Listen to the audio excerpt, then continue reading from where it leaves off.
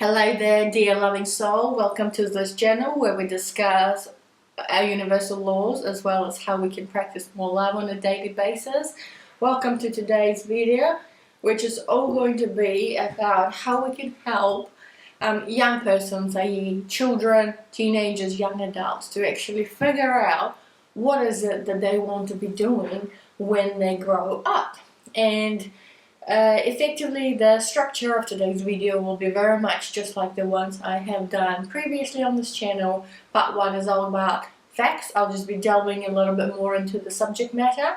Then I will discuss a few universal laws that are at play in relation to this topic. Part 2, which will be linked down below in the description box for you, will be all about the application of the universal laws and practicing love, using the Holy Trinity of love in my world, which is all about thinking love, speaking love, and doing love. And part 3 will be the wrap-up, concluding remarks, any outcome or advice, using the tarot decks and other oracle cards that I have here with me on the table, just to see if we get any more messages from the spirit world, be that angels, archangels, our ancestors, and anybody else who wants to come in to actually give their insight on this particular topic. Now, if you haven't already, please make sure you grab a glass of water or tea or coffee or any drink, beverage of your choice. I have a beautiful strawberry, raspberry, and loganberry tea with me. Yep, that's a very big cup. And let's just jump straight into the facts and sort of the inspiration for this video. And it's all about a very, very important part of anyone's life, right? Which is figuring out what is it that you want to do for the rest of your life, potentially. Now, that's an overwhelming decision for young people to make, okay? And I recall having to have those conversations and those thoughts myself when I was a young person. I am now a mum myself to a toddler, so there will be those sorts of conversations down the line with her and any other children I might have in the future. And there are so many variety and examples of careers, right? You can be academically inclined, and so you might go through the university journey. There's so many different, diplomas and degrees that you might get along the journey in the university, okay? And likewise, you may stay in academia if you want to actually further your knowledge, further your learning and development in a particular subject, right? You may actually stay with the university and become a lecturer or teacher on a particular subject that you are so passionate about. Likewise, you might go the sports route, okay? So you might be very talented in sports, and therefore, right from the get-go, since you're a young person, you're all about going down the route of playing and practicing, going to the gym many times over to train your body, getting along with some sort of sports-related studies, reading books, learning more, deepening your knowledge into the subject of the sport that you're studying, because there's obviously in any kind of sport, there's a physical element, but you have to apply your intelligence in order to play competitively, professionally, because there's a lot of learning there. You might go down the trade route, in the sense that you might become an electrician, a plumber, fixing any issues around the domestic consumption issues that people use in a daily life, right? Because there's so much that can go wrong around your home. You might become a builder in the construction zone, because that might be all you just might love building and constructing and working in a team, making something go from plans to reality, right? Literally a physical manifestation of bringing ingredients together and coming up with like a building or structure or whatever it might be, a road. You might be going down the creative side, or arts and crafts and design, because you might be amazing at arts, that might be your talent, that might be your passion. And there's so many ways that you can go with that, right? Either into actual art and painting, or it could be designs, be that commercial designs or hobby designs, or designs, with the example of construction, you might become an architect, right? So you can have a passion for designing buildings or other structures around cities, towns, and villages. Likewise, there's an internal design aspect to things, of course, as well as any kind of objects that you see around you. Somebody must have designed those at some point in time, right? That might be you. and sometimes you do require tertiary institution qualification for that. Sometimes you don't. Some people just go ahead and just start practicing and applying their gifts and talents to their benefit. Excuse me.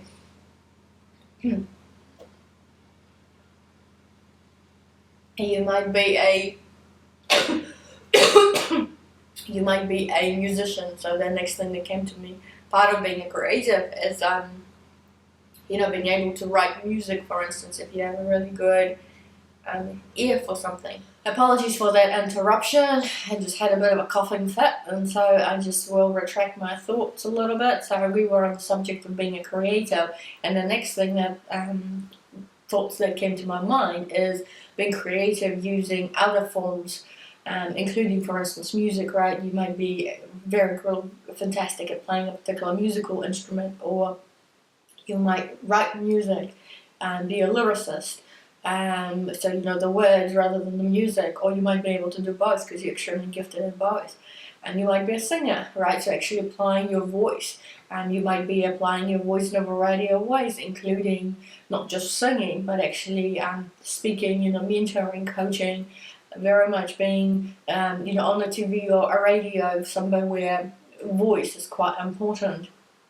So there's, honestly, that's the tip of the iceberg, quite frankly. Those were very broad strokes, but I'm just trying to get the point that there's such a huge variety. There's a spectrum of what one can do when they grow up. And the truth is, it could be a very overwhelming decision for a kid or a young person. And so the audience that I'm targeting with this particular video series is actually the parents or the guardians, and family members, somebody who's close to a kid, to try and give some tips, practical tips, and receive some messages from the spirit world on the subject of like, how do you go even about tackling that beast. It's quite an elephant of a decision, right? And it's quite a journey to get to a point whereby, and there is a little bit of a time restriction to it, right? Because in fact, when I recall that when you're about the age of 13 to 15, your school or the education facility that you're in might actually be giving you the opportunity to try a particular work experience, be that for a couple of days, a week, or a longer period of time. And so, given the fact that there will be that work experience opportunity for a kid whilst at school at such a young age as well, 13 to 15, you kind of want to make sure that you already have started at least having those sorts of conversations with your child before that point in time, in order for the work experience to be as meaningful as it can be, right? To really apply so that the kid can apply themselves during that work experience and actually figure out whether that particular path is for them or not. And there's a lot of learnings that will come just from that one little experience.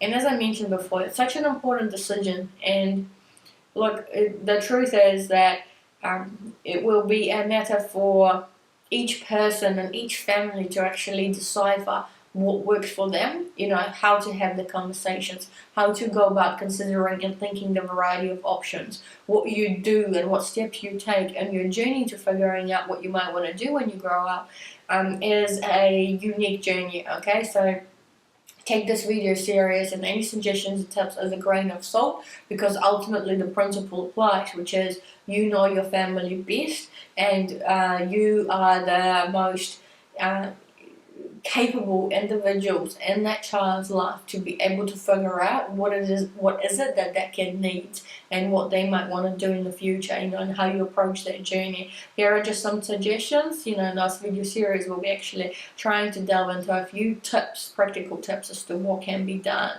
But as I said, you do you, and you know your family best, okay? Now, this is also like, if for some reason you're the young person who's clicked on this video, and even though the audience is meant to be the parents or the guardians, feel free to watch this video till the end. And if any of this resonates with you, you might want to share a link to this video with your family if there are any tips and bits and bobs here that actually you think might help you on your journey to try and figure out what it is that you might want to do in the future.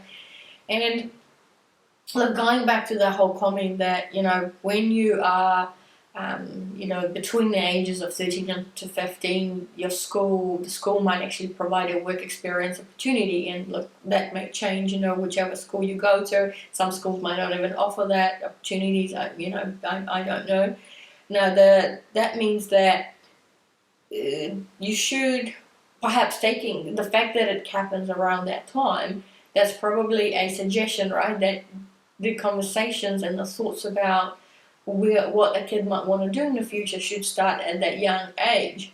And perhaps the sooner you start, the earlier you start, the better it might be, because ultimately, if a kid starts, or a young adult finishes school about 17, 18, that's usually the age when school finishes, and then you have the whole world as your oyster, right? There's so many options that you might want to do, and so it might be a good time to start those conversations and discussions much earlier on, so that it's going to be such a long period of time, or such a long path, before a person actually makes the decision.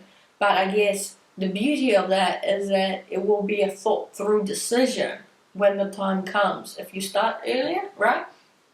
And the thought through decision is a goodie, right? Sometimes you can overthink things, of course, but ultimately, because this is not going to be like a daily discussion for that whole period of time, right? It will be more of a regular check-ins, on a certain basis with your kid, as a family unit, as a family dynamic, that hopefully they won't feel like you've overthought something, but the best thing you can do is to make sure that you've done enough thinking to make sure that when the decision for the child comes as to what they want to do, they feel like they've had sufficient information, they've had enough time, and it is truly a thought through decision for them at the relevant time, and whatever it is that they choose to do is for their highest good, given the information and the time that they have had.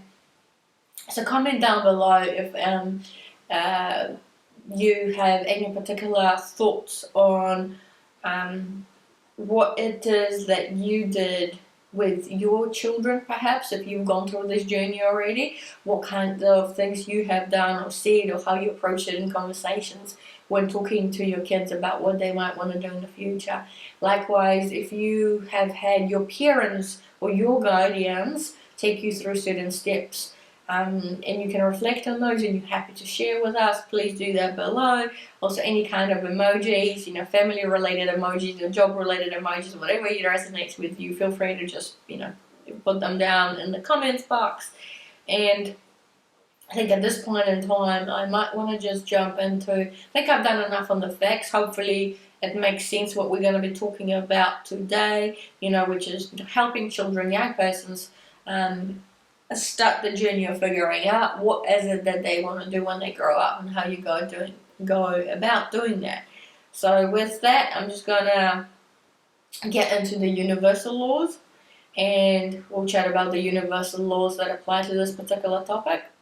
So the universal laws that come to my mind when talking about helping kids understand what is it that they want to do. Now, the first one is obviously the role of the parent, and sort of the cycle that happens within the family unit, family dynamic, right? So you yourself were a child at some point in time, had parents, now you're in the role of being a parent yourself, giving certain advice and guiding your child through their journey and life path, and then subsequently your kids will hopefully become parents one day, and so there's this family cycle that keeps going on and on and on and on. And I am a big believer that having a child is actually a huge blessing, and that you become, a mentor. You're effectively assigned as a mentor for that particular kid on their life journey. And the beauty of it, and I am a big believer in this, is that you are the best mom or dad or guardian person, whatever your role is in that kid's life. You're the best person for that job, for that particular kid. And that's why when part one, earlier in part one, I mentioned that you do you, because the truth is you know your family best, and it goes back to this universal law that you are the best mentor, the best guardian, best parent, mom and dad, whoever you might be, to your child. Why? This has all been pre-agreed, and I'm a big believer in this, pre-agreed prior to both of your incarnations onto this lifetime, into the timeline that you're in, okay? So what I mean by that is you may have consented prior to being born to having this particular kid in your life, and likewise the kid also consented to you being their, mum and dad or whatever your role is.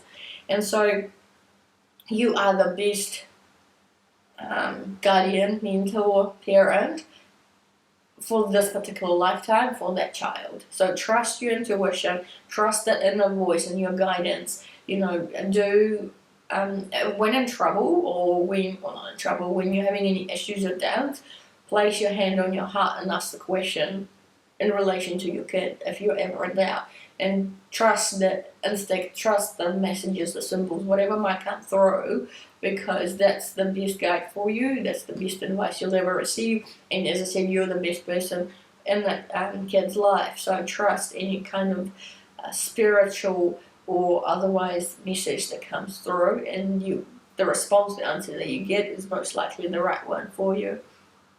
Now, the next universal law that I want to jump into is this, duality between doing and being, okay? So I am versus I do. And so we go through this lifetime doing a lot of things, right? As soon as you're born, you eat, you sleep, you cry. And I say right from the get-go, there's the doing part to what you to living, having the experience of life, but there's also the I am, right? Or the being, just the state of being part to this living, in this lifetime. And both are actually really important.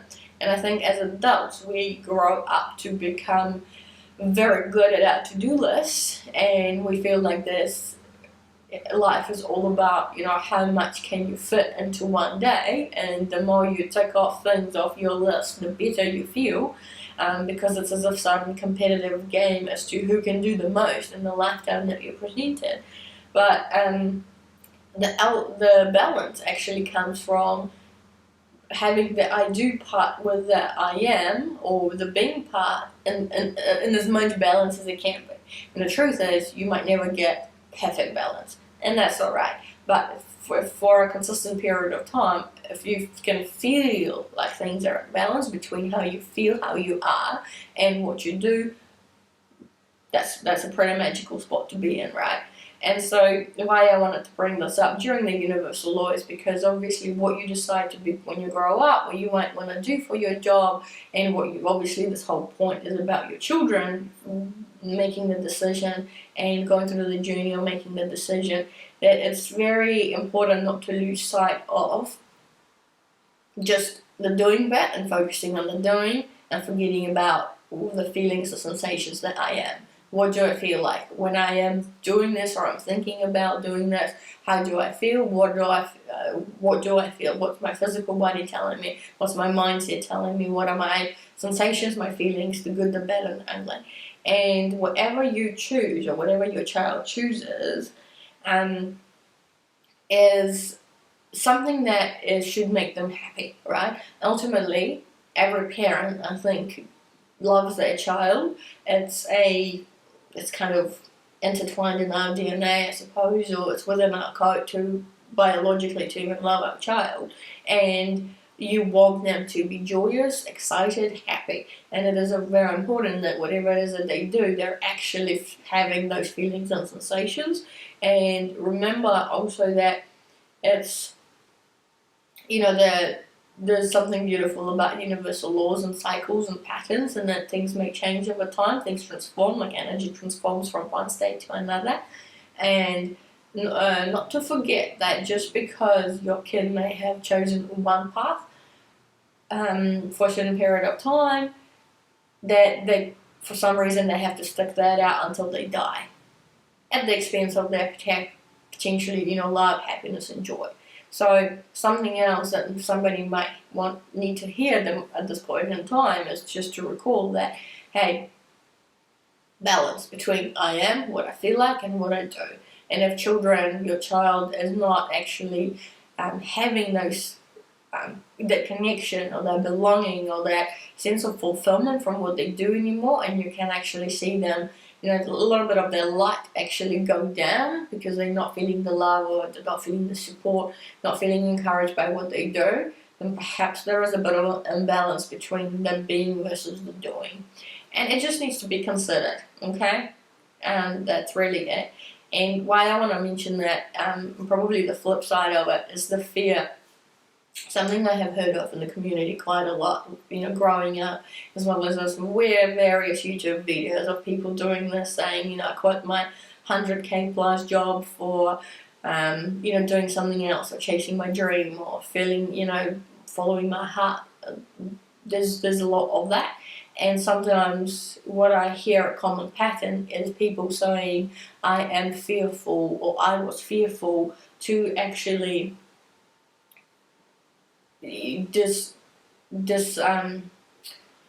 disapprove my family, or disapprove what the expectations of my mum and dad for what they wanted me to become, for the comforts that they wanted me to have in my life compared to what they may have not had or missed out on, or the sacrifices that the family dynamic may have gone through in order for such and such to, go through the university, get that top job, massive, salary, lots of zeros, your paychecks, and great cars, great house, etc., etc. So all those expectations may have been embedded right from the get-go into a particular kid, and then that kid grows up, and there's, as I said, a lot of stories out there where those sort of kids sort of say, well, I really don't like where I'm at. I've gone through the journey, I've hit those highs, so to speak, I feel like I made it because those were the expectations of me making it, yet I'm really not happy, there's no love, there's no joy, there's no excitement, no fulfillment, no sense of purpose, no, just nothing is actually making you feel light and inspired and like you want to get out of bed and go ahead and enjoy doing what you're doing on a daily basis. So that fear of a family expectations or parental expectations is a true fear for some. And this is where I, given the fact that I'm chatting to parents at the moment, that's the audience, and I'm a parent myself, something I'm going to obviously recall and have in the back of my mind for when I have these conversations with children and sort of observing their life as it unfolds, is to remember the balance between the I am versus I do, or the being versus doing. Very crucial, very important, and I truly hope that there is no child out there, or an adult, who, for the fear of family's expectations, are not actually listening to their heart and what their spirit desires. And so I would encourage more people to actually listen to their heart and to use love to overcome the fear. So I'm using love to overcome the fear. The third universal law is the power of love. It's the universal law that I really love talking about on this channel because I think it's sort of the super energy or the superpower, and it's that number one universal law that should be I encourage or inspire everybody to practice on a daily basis. And it stems from the fact that you have to really love and enjoy and be happy and excited about what it is that you do. And I hope you encourage your children to actually listen to their heart, listen to that inner spirit, for them to understand what it is that they might wish to do when they grow up, using their own heart, using their own spirit to their advantage, and using that internal compass to actually understand where on the spectrum of all the careers that they could choose, all the jobs that they might want to do, any activities that they might want to undertake, what is it that they might want to do in their life.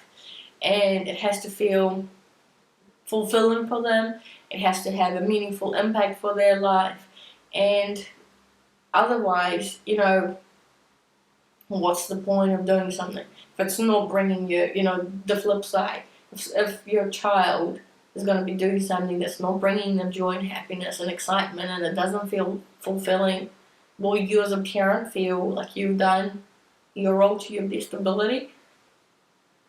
I mean, that's something to ponder about, right? Something to think about. Yeah, quite an interesting question to think about, I think. And now, with that in mind, with the power of love, let's delve into part 2, which is all about the application of the universal laws and how we can practice love. And please click on the link down below and we will get into part 2, talking about the ins and the outs about what we as parents can do to help our kids on their journey to figuring out what they want to do. See you shortly in part 2.